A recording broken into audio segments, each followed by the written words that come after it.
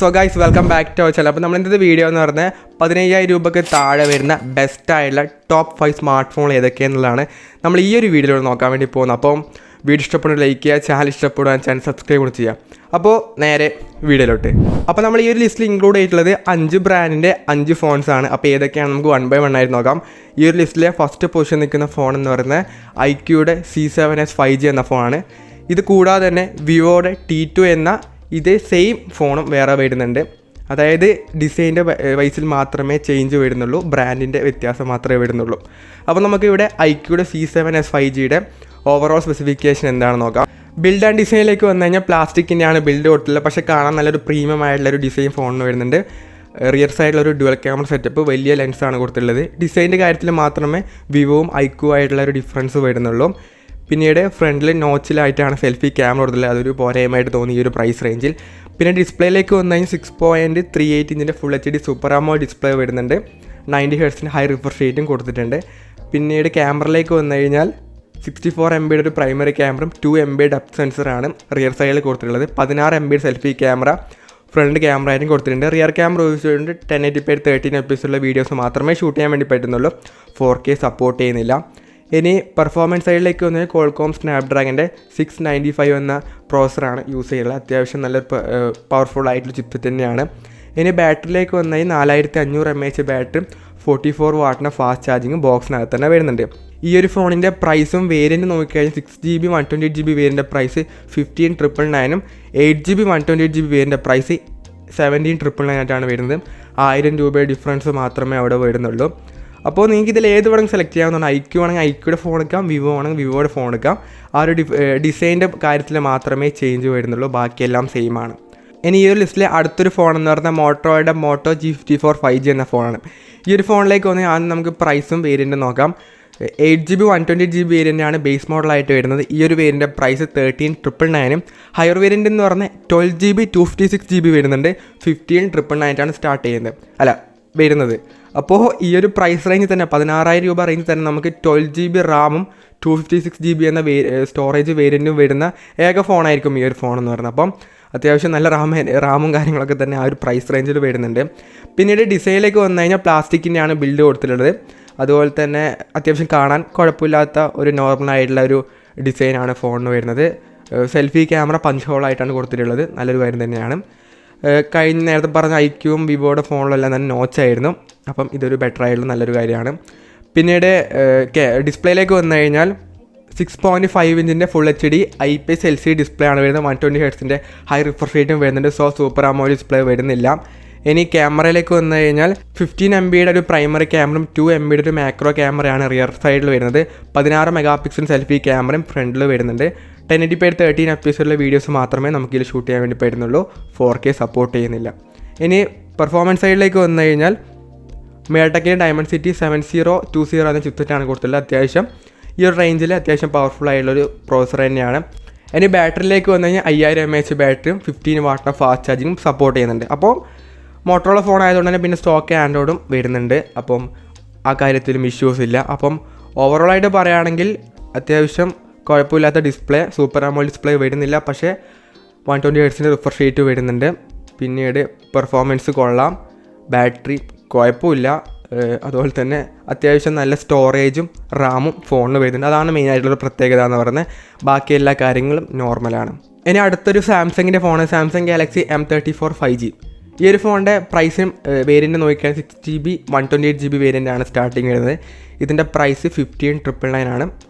ഒരു 1000 രൂപ കൂടുതലുണ്ട്, പക്ഷേ ഓഫർ സമയത്തൊക്കെ തന്നെ അത് 15,000 രൂപയ്ക്ക് താഴെ വരാറുണ്ട്. പിന്നീട് 8GB 128GB വേരിയൻ്റാണ്. ഇതിൻ്റെ പ്രൈസ് 17,999 ആയിട്ടാണ് വരുന്നത്. ഇനി ബിൽഡ് ആൻഡ് ഡിസൈനിലേക്ക് വന്നത് കാണാൻ അത്യാവശ്യം കൊള്ളാവുന്ന ഒരു നല്ല ഡിസൈനാണ്. സാംസങ്ങിൻ്റെ ഒട്ടുമിക്ക എല്ലാ ഫോണിലും വരുന്ന ആ ഒരു കോമൺ ആയിട്ട് ആ ഒരു ക്യാമറ മൊഡ്യൂളും കാര്യങ്ങളൊക്കെയാണ് ഈ ഒരു ഫോണിനും കൊടുത്തിട്ടുള്ളത്. കാണാൻ അത്യാവശ്യം നല്ലൊരു ക്യൂട്ടായിട്ടുള്ള ഫോണാണ്. പിന്നീട് പ്ലാസ്റ്റിക്കിൻ്റെയാണ് ബിൽഡായിട്ട് വരുന്നത്. പിന്നെ ഡിസ്പ്ലേയിലേക്ക് വന്നു കഴിഞ്ഞാൽ 6.5 ഇഞ്ചിൻ്റെ full HD super AMOLED display വരുന്നുണ്ട്. 120 Hz ഹൈ റിഫ്രഷ് റേറ്റും വരുന്നുണ്ട്. ഇവിടെ സൂപ്പർ AMOLED ഡിസ്പ്ലേയും വരുന്നുണ്ട്, 120 Hz ഹൈ റിഫ്രഷ് റേറ്റും വരുന്നുണ്ട്. നേരത്തെ പറഞ്ഞ ഐക്യൂയുടെ ഫോണിൽ അത് ഉണ്ടായിരുന്നില്ല. അതുപോലെ തന്നെ നേരത്തെ പറഞ്ഞ മോട്ടോറോള ഫോണിലും അത് കുറവായിരുന്നു, പക്ഷേ ഈ ഫോണിൽ ഇത് രണ്ടും ഒരുമിച്ച് തന്നെ വരുന്നുണ്ട്. ഇനി പെർഫോമൻസ് സൈഡിലേക്ക് വന്നു കഴിഞ്ഞാൽ എക്സിനോസിൻ്റെ 1280 എന്ന പ്രോസറാണ് കൊടുത്തിട്ടുള്ളത്. ഇത് അത്യാവശ്യം കുഴപ്പമില്ലാത്ത ഈ ഒരു റേഞ്ചിലെ സാംസങ്ങിൻ്റെ ഒരു ഡീസൻ്റ് ആയിട്ടുള്ളൊരു പ്രോസറാണെന്ന് തന്നെ പറയാം. ഇനി ക്യാമറയിലേക്ക് വന്നു കഴിഞ്ഞാൽ 15 MB ഒരു പ്രൈമറി ക്യാമറ വരുന്നുണ്ട്, 8 MB അൾട്രാ വൈഡ് ക്യാമറ വരുന്നുണ്ട്. നേരത്തെ പറഞ്ഞ ഫോണിൽ ഇതൊന്നും തന്നെ വരുന്നില്ല. അപ്പം ഈ ഒരു ഫോണിൽ ക്യാമറയിൽ കുറച്ചും കൂടി ഒരു മുൻപന്തിയിൽ വരുന്നുണ്ട്. അതുപോലെ തന്നെ റിയർ ക്യാമറ ഉപയോഗിച്ചുകൊണ്ട് 4K 13 എപ്പിസോഡിലെ വീഡിയോസും ഷൂട്ട് ചെയ്യാൻ വേണ്ടി പറ്റുന്നുണ്ട്. നേരത്തെ പറഞ്ഞ ഫോണൊന്നും തന്നെ നമുക്ക് 4K സപ്പോർട്ട് ചെയ്യുന്നില്ല. അപ്പോൾ ഈ ഒരു ഫോണിൽ മാത്രമേ നമുക്ക് 4K സപ്പോർട്ട് ചെയ്യുന്നുണ്ട്.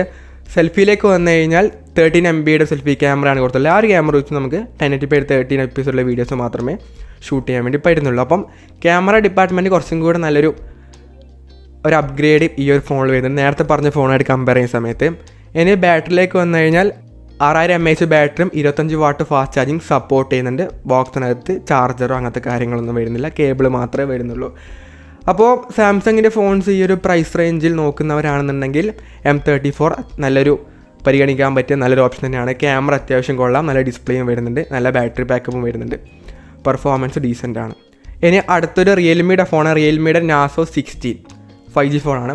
അപ്പം ഈ ഒരു ഫോണിലേക്ക് വന്നു കഴിഞ്ഞാൽ പ്ലാസ്റ്റിക്കിൻ്റെയാണ് ഡിസൈൻ, പക്ഷേ ഇതൊരു കാണാനൊരു ലെതർ ടൈപ്പ്, അവർ തന്നെ പറയുന്ന ഒരു എക്കോ ലെതർ എന്നൊരു ഡിസൈനാണ് കൊടുത്തിട്ടുള്ളത്. കാണാൻ അത്യാവശ്യം നല്ല പ്രീമിയമാണ്. സെൻട്രലായിട്ടാണ് ക്യാമറ മൊഡ്യൂൾ ബാക്കിൽ വരുന്നത്. കാണാനൊരു പ്രീമിയം ലുക്ക് ഫോണിന് വരുന്നുണ്ട്. ഇനി പ്രൈസും വേരിയൻറ്റും പറയുകയാണെങ്കിൽ 8GB 128GB വേരിയൻ്റാണ് വരുന്നത്. ആ ഒരു വേരിയൻ്റെ പ്രൈസ് 15,500 രൂപയാണ്. ഓഫർ ടൈമിൽ 10,000 രൂപയ്ക്ക് താഴെ വരാറുണ്ട്. ഇനി ഡിസ്പ്ലേയിലേക്ക് വന്നു കഴിഞ്ഞാൽ 6.43 ഇഞ്ചിൻ്റെ full HD super AMOLED display വരുന്നുണ്ട്. 90 Hz ഹൈ റിഫ്രഷ് റേറ്റും കൊടുത്തിട്ടുണ്ട്. അപ്പം അത്യാവശ്യം കൊള്ളാവുന്ന നല്ല ഡിസ്പ്ലേ സെറ്റപ്പ് ഫോണിന് വരുന്നുണ്ട്. പഞ്ച് ഹോളായിട്ടാണ് സെൽഫി ക്യാമറ കൊടുത്തിട്ടുള്ളത്, നോച്ചല്ല. ഇനി ക്യാമറയിലേക്ക് വന്നു കഴിഞ്ഞാൽ 64 MB ഒരു പ്രൈമറി ക്യാമറയും 2 MB ഡെപ്ത് ക്യാമറയും റിയർ സൈഡിൽ കൊടുത്തിട്ടുണ്ട്. 13 MP സെൽഫി ക്യാമറയാണ് ഫ്രണ്ടിൽ വരുന്നത്. 1080p 13 എപ്പിസോഡിലെ വീഡിയോസ് മാത്രമേ നമുക്ക് ഈ ഒരു ഫോണിൽ ഫ്രണ്ടും റിയറിലും ഷൂട്ട് ചെയ്യാൻ വേണ്ടി പറ്റുന്നുള്ളൂ.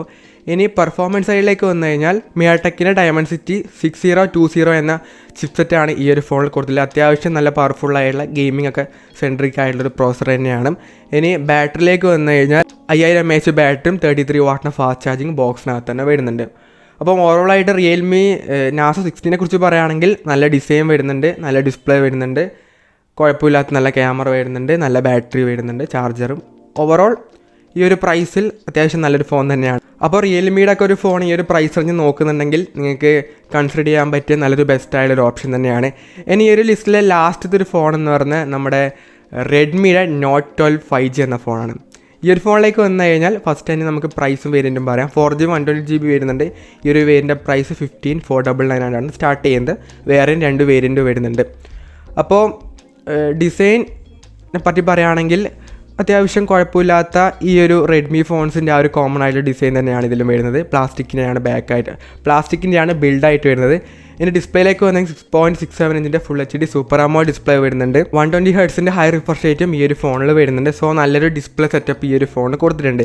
ഇനി ക്യാമറയിലേക്ക് വന്നു കഴിഞ്ഞാൽ 48 MB ഒരു primary camera, 8 MB ultra wide camera വരുന്നുണ്ട്, 2 MB ഒരു മാക്രോ ക്യാമറ റിയറിൽ കൊടുത്തിട്ടുണ്ട്.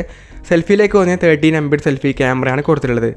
റിയർ ക്യാമറ ഫ്രണ്ട് ക്യാമറ ഉപയോഗിച്ചുകൊണ്ട് നമുക്ക് 1080p 13 എപ്പിസോഡിലെ വീഡിയോസ് മാത്രമേ ഷൂട്ട് ചെയ്യാൻ വേണ്ടി പറ്റുന്നുള്ളൂ. അപ്പം അത്യാവശ്യം ഒരു ഡീസൻ്റ് ആയിട്ടുള്ള ക്യാമറ ഡിപ്പാർട്ട്മെൻറ്റും ഈ ഒരു ഫോണിൽ വരുന്നുണ്ട്. ഇനി പെർഫോമൻസ് സൈഡിലേക്ക് വന്നു കഴിഞ്ഞാൽ Qualcomm Snapdragonൻ്റെ 4 Gen 1 എന്ന പ്രോസറാണ് കൂടുതൽ. അത്യാവശ്യം നല്ല പവർഫുൾ ആയുള്ള ചിപ്സെറ്റ് തന്നെയാണ് ഈ ഒരു പ്രൈസ് റേഞ്ചിൽ. ഇനി ബാറ്ററിയിലേക്ക് വന്നു കഴിഞ്ഞാൽ 5000 mAh ബാറ്ററിയും 33 വാട്ടിൻ്റെ ഫാസ്റ്റ് ചാർജിങ്ങും ബോക്സിനകത്ത് തന്നെ പ്രൊവൈഡ് ചെയ്തിട്ടുണ്ട്. അപ്പോൾ റെഡ്മിയുടെ ഫോൺസ് ഈ റേഞ്ച് നോക്കുന്നുണ്ടെങ്കിൽ റെഡ്മി നോട്ട് 12 5G എന്ന ഫോൺ ഈ ഒരു റേഞ്ചിൽ ബെസ്റ്റ് ആയിട്ടുള്ളൊരു ഫോൺ തന്നെയാണ്. അപ്പം ഇത്രയും ഫോൺസാണ് ഈ ഒരു പ്രൈസ് റേഞ്ചിൽ ഞാൻ പ്രിഫർ ചെയ്യുന്ന സ്മാർട്ട് ഫോൺസ് എന്ന് പറയുന്നത്. വേറെയും ഒരുപാട് ബ്രാൻഡിൻ്റെ ഒരുപാട് മോഡൽസ് ഇതിനും കാട്ടി ബെസ്റ്റായിട്ടുള്ള സ്പെസിഫിക്കേഷനൊക്കെ പ്രൊവൈഡ് ചെയ്യുന്നുണ്ട്. പക്ഷേ ഞാൻ പ്രിഫർ ചെയ്യുന്ന ഫോൺസ് ഈ 5 ഫോൺസ് മാത്രമാണ്. അപ്പോൾ വേറെയും ഒരുപാട് ഫോൺസ് ഉണ്ടെന്ന് അറിയാം, പക്ഷേ നിങ്ങൾക്ക് വേണമെങ്കിൽ കമൻറ്റ് ചെയ്യാത്തായാം. അപ്പം ഈ ഒരു വീഡിയോ യൂസ്ഫുൾ ആയെന്ന് പ്രതീക്ഷിക്കുന്നു. This your friend Abhinav signing off. By.